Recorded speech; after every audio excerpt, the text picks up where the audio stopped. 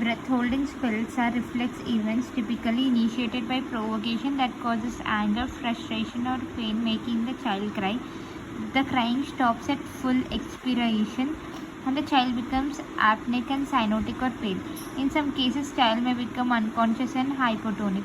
In prolonged events, brief tonic-clonic movements may happen.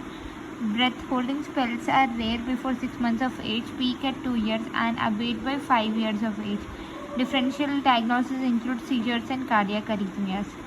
History of provoking event and stereotype pattern of events help in distinguishing breath-holding spells from seizures.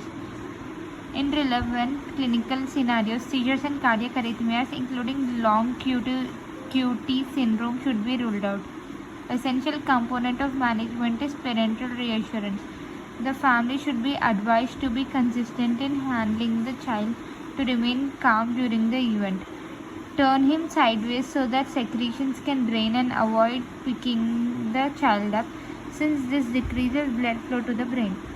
The family should avoid exhibiting undue concern nor give in to child's demands if the spell was provoked by anger or frustration. Clinical scenario: a child 14 months old was crying incessantly and suddenly the child becomes pale and lifeless. On stimulation, the child regains consciousness and child was anemic. Breath-holding spells. Close differential diagnosis of seizures in young children. It occurs due to immaturity of the ANS, that is autonomic nervous system. It is most commonly seen between 6 to 18 months of age.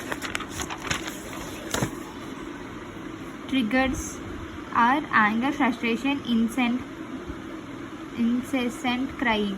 It usually begins with cry, syncope, tonic posturing, or atonic lifeless.